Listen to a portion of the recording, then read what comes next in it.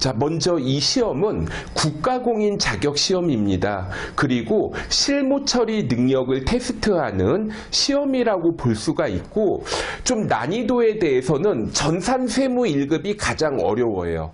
그 다음에 전산세무 2급, 전산회계 1급, 전산회계 2급이 가장 쉬운 시험입니다.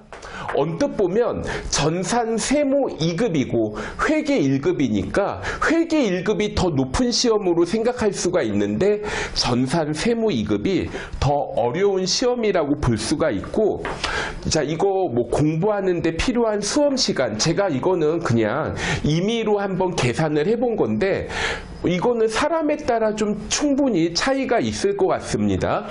근데 적어도 한 달 정도는 진득하게 공부한다고 마음을 먹고 여러분들이 준비를 해 주셔야 되겠어요. 자, 시험 범위 전산회계 2급 위주로 말씀드린다면 전산회계 2급은 이론, 회계 원리라는 부분이 출제가 됩니다. 그리고 실기에서는 기초정보 등록, 정기본 재무제표, 일반전표 입력, 결산, 장부조회 이런 부분들이 추가가 돼요. 참고로 여러분들이 전산회계 2급을 합격하고 나면 전산회계 1급을 하겠죠. 전산회계 1급을 하시게 되면 원가액의 이론과 부가가치세 이론이 추가가 되고 실기에서는 매입 매출 전표라는 부분이 추가가 돼요.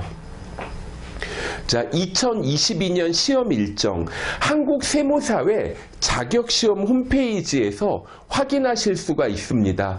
자, 여기 홈페이지 이거 한번 여러분들이 확인을 해보시고 여기 회원가입하고 이거 로그인까지 좀 나중에 해보시면은 자, 여러분들이 기출문제도 다운로드 받아야 되고 프로그램도 여기에서 받아야 되고 시험 접수도 해야 되거든요. 그래서 가급적이면 여러분들이 나 이제 전산회계 2급 공부할 거야 마음을 먹게 되면 가장 먼저 여기 회원가입을 해주셔야 되고, 자, 그리고 2020년, 21년 좀 코로나 때문에 좀 힘들잖아요. 참고로 2020년도에는 시험이 한번 취소된 적이 있었고 2021년도에는 시험이 2차례 연기된 적이 있었습니다. 그래서 나중에 이게 어떻게 될지는 모르겠어요. 그래서 일단은 지금 발표되어 있는 내용들은 이렇게 되어 있는데 혹시 모르니까 여러분들이 이 원서 접수 기간이 됐을 때 세무사회 자격시험 홈페이지 들어가셔서 이제 원서 접수를 해주셔야 되겠습니다. 그래야지 시험을 보고, 시험은 1년에 6번 정도가 있는데 이게 정확하게 보면 2달 간격은 아니고 조금 오차가 있기도 합니다. 그래서 어떤 때는 그러니까 한 달을 한 4주 정도로 잡으면 어떨 때는 한 9주 만에 시험을 볼 때도 있고 어떨 때는 7주 만에 시험을 볼 수도 있거든요. 시험 일정 여러분들이 확인을 해주시고, 그 다음에 이제 학습 경로에 대해서 좀 말씀을 드려보자면은, 자, 이거 강의 시간이 상당히 길거든요. 힘들게 공부해서 전산회계 2급만 따고 끝내기에는 너무 아깝다. 그런 분들은 같이 공부할 만한 시험들 어떤 것들이 있는지 말씀을 드려볼게요. 한국공인회계사회에서 주관하는 FAT 2급이라는 시험이 있습니다. 근데 이 시험은 더존 비즈온이라는 회사에서 나온 I+ 프로그램을 기반으로 해서 시험을 보고요. 기업회계 3급과 회계관리 2급은 이론 문제만 출제가 됩니다. 기업회계 3급은 한국세무사회에서 주관하는 시험인데 이론 문제만 40문제가 출제가 되고요.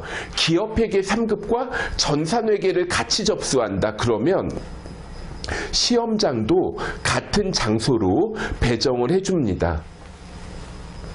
그 다음 이제 회계관리 2급이라는 시험이 있는데요. 이거는 3.1회계법인에서 주관하는 시험이에요. 여러분들이 전산회계 2급을 합격을 했죠. 그럼 그 다음에 전산회계 1급, 전산세무 2급, 전산세무 1급 이 순서대로 학습을 하시면 됩니다. 강의 교재는 2022년 S라인 전산회계 2급. 자, 제가 쓴 책으로 수업을 하고, 뭐 출판사는 도서출판 어울림입니다. 근데 이걸 하실 때, 저는 2021년 책을 샀는데 2022년 책을 또 사야 되나요? 이렇게 물어보실 수도 있는데, 전산회계 2급은 뭐 크게 상관은 없을 것 같아요. 단 이제 기출문제 수록된 게 조금 차이는 있을 수 있습니다. 2021년 책으로 만약에 여러분들이 수업을 듣는다. 그러면 2021년도에 6번의 시험이 있었거든요. 2021년도에 진행된 문제가 책에 수록이 되어 있지 않으니까 한국세무사회 자격시험 홈페이지에서 좀 별도로 문제를 다운로드 받아서 좀 연습을 해야 되겠어요.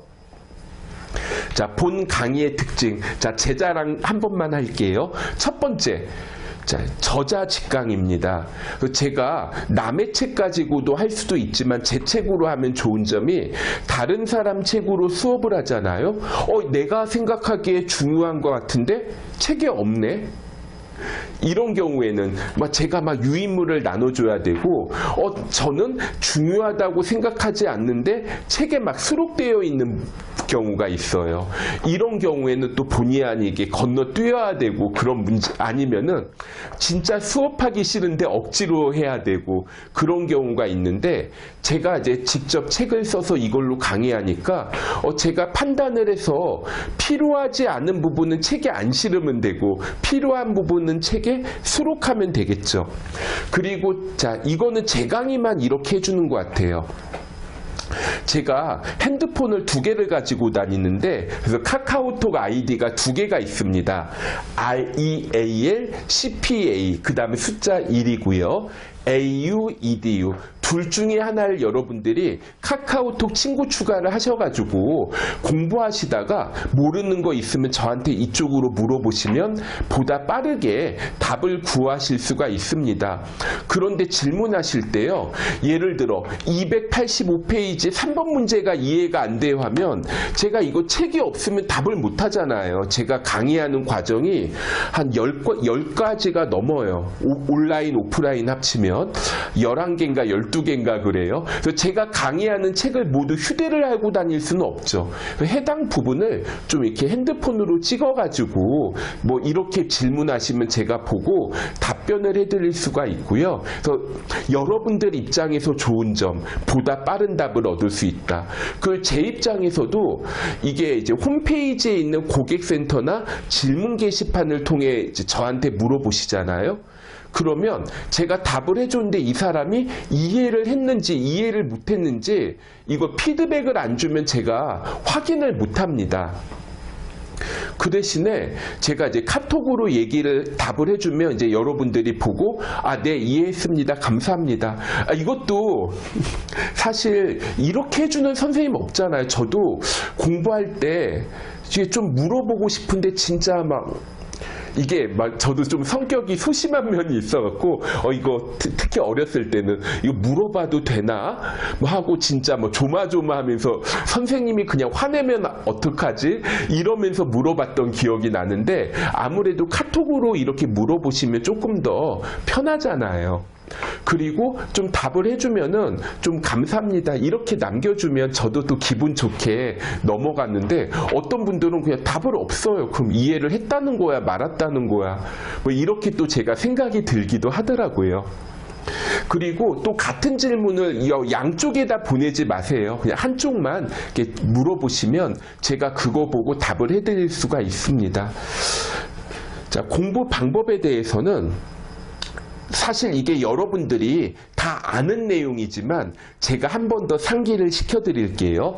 자, 만약에 일주일에 공부를 10시간을 한다. 그럼 어떤 사람은 월화수목금토 공부 하나도 안 하다가 일요일날 10시간을 해야지 이런 경우가 있을 것 같고, 어떤 분들은 그냥 월화수목금 하루에 1시간씩 하고 토요일 일요일에 2-3시간씩 해서 10시간을 공부하겠다 이런 경우도 있을 것 같은데, 매일마다 꾸준히 하는 게 더 효과가 좋습니다. 필요합니다. 왜냐하면 사람은 망각, 잊어버리잖아요. 공부한 내용들을. 그래서 다음날 바로 다시 확인을 하면은 내가 전날 공부했다가 일부 내용 잊어버린 거를 다시 확인을 할 수가 있는데, 이걸 갖다 일주일 가까이 방치를 하면은 지난주에 공부했던 내용들 다 날아갑니다. 그리고 하루에 한꺼번에 해야지 이렇게 생각을 하다가 나중에 그날 어떻게 뜻하지 않은 약속 같은 게 생기거나 뭐 사건이 생겨요. 그럼 그 주가 아예 날아가 버리는 거죠. 그래서 매일마다 그냥 조금씩이라도 공부하는 게 좋겠고, 그리고 중요한 부분, 중요하지 않은 부분, 여러분들 마음대로 판단하지 마시고요. 다 중요합니다. 중요하지 않으면 제가 뭐 책에다가 내용을 쓰고 강의를 할 필요가 없겠죠. 그리고 강의 듣는 시간 아까워하지 말자. 어떤 분들은 이걸 보고 딱 강의 제목들이 있잖아요. 나 이거 아는 거야, 안 들어. 이거 중요하지 않을 것 같아, 안 들어. 이거는 들어야지. 막 이렇게 선별해서 듣는 분들이 계시는데, 여러분들 학교 다닐 때를 생각을 해볼게요. A라는 학생이 있고 B라는 학생이 있어요. A는 자기 학교 나오고 싶을 때 나오고 나오기 싫으면 안 나와요. 띄엄띄엄 나오고, B라는 학생은 매일마다 수업 빠지지 않고 지각조퇴 결석 안 하고 수업을 들어요. 누가 더 점수 잘 나올까요? 당연히 성실하게 수업을 들은 사람이 점수가 잘 나오겠죠. 그리고 어떤 부분들, 제가 이제 중요한 주제가 있는데 책에서 한 5번 정도가 나온다고 해볼게요. 그럼 5번 다 강조를 하기보다는 처음에는 조금 자세히 설명하고, 두 번째 할 때는 그때도 조금 이제 간결하게 설명을 하고, 이제 세 번째부터는 그때 지난번에 한 거 있었죠? 뭐 그때 이제 복습하셨나요? 자, 이렇게 풀이합니다. 이렇게 강약을 조절할 수밖에 없거든요. 어떤 주제가 반복해서 책에 나오는 경우에. 근데 이거를 건너뛰게 되면 이렇게 강조해서 설명했을 때 그 부분을 놓치게 됩니다. 강의 듣는 시간 아까워하지 마시고요. 그리고 이런 책을 쓸 때 제가 여러분들한테 전달해드리고자 하는 내용의 100%를 안 담습니다. 대부분의 저자분들이 그래요. 왜 그러냐면 제가 전달해주고자 하는 내용을 책에 전부 다 담아버리잖아요. 그럼 책 이거 한 1000페이지 넘어가고 책값 또한 지금 가격에 한 10,000원 이상 더 올라야 되잖아요. 그래서 그렇게 안 하고 내가 전달하고자 하는 경우에 어떤 저자분은 한 50%만 담는 분도 있고, 저는 한 60에서 70% 정도를 좀 책을 통해서 전달을 하고 나머지 30%는 좀 강의로 보충을 하는 것 같아요. 강의 듣는 시간 아까워하시면 안 됩니다. 그리고 한 번 듣고 무조건 끝내야지 뭐 그런 것도 좋겠지만, 최소한 2회독은 하겠다는 생각을 하고 학습 계획을 짜는 게 좋습니다. 그러니까 예를 들어 어떤 이제 문제가 있는데, 우리 교재에서 어떤 이제 이론 부분이 예를 들어 회계원리 이론이 1장부터 10장까지 구성되어 있다고 예를 들어 볼게요. 실제 기출문제에서는 한 단원에서만 문제가 나오는 게 아니라 2개 이상의 단원에서 걸쳐서 문제가 출제되기도 합니다. 그러면 예를 들어 1번, 2번, 3번 문항은 3장에서 출제가 되고 4번 문항은 10장에서 출제가 되었다고 예를 들어 볼게요. 여러분들이 책을 쓰는 입장이라고 상상해 볼게요. 이 문제를 3장의 연습 문제로 넣으시겠어요? 10장의 연습 문제로 넣으시겠어요? 저자들마다 좀 취향이 다르기는 하지만 무조건 맨 뒤에 실른다고 하면 맨 뒷장은 연습 문제가 아주 많아지겠죠. 밸런스가 안 맞겠죠. 그래서 만약 또 마침 이게 답이 2번이 답이었다. 그러면 3장에 이렇게 수록할 수도 있겠죠. 그러면 이거를 이제 여러분들이 학습을 하실 때 처음 공부하게 되면 동그라미 1번, 2번, 3번은 3장에서 학습을 했으니까 이해가 되는데 4번은 이거는 처음 보는 건데 이해가 안 되나 고민하고 진도 못 나가고 그런 경우들 많이 봤거든요. 근데 여러분들이 1회독을 빠르게 하고 2회독을 하게 되면 이거 그때 봤던 기억이 나. 그럼 이제 3장에 있는 요 연습 문제를 보고 보다 쉽게 이해할 수가 있겠죠. 이것도 좀 공부 습관과 관련해서 말씀드리자면, 어떤 분들은 막 책에다가 해답을 갖다가 볼펜으로 막 쓰는 분들이 계시는데 별로 추천하지 않습니다. 왜냐하면은 나중에 이해독을 할 때 답이 막 써 있어요. 그러면 이게 이제 문제를 풀 때 머리를 써서 긴장을 해서 푸는 게 아니라 답이 표시가 되어 있네? 그러면 아무래도 선입견을 가지니까 복습의 효과가 좀 떨어지는 것 같아요. 그래서 좀 1회 독재는 좀 책을 그냥 깨끗하게 보고 2회 독재 이렇게 제대로 보는 걸로 이렇게 좀 습관을 가지면 좋을 것 같습니다.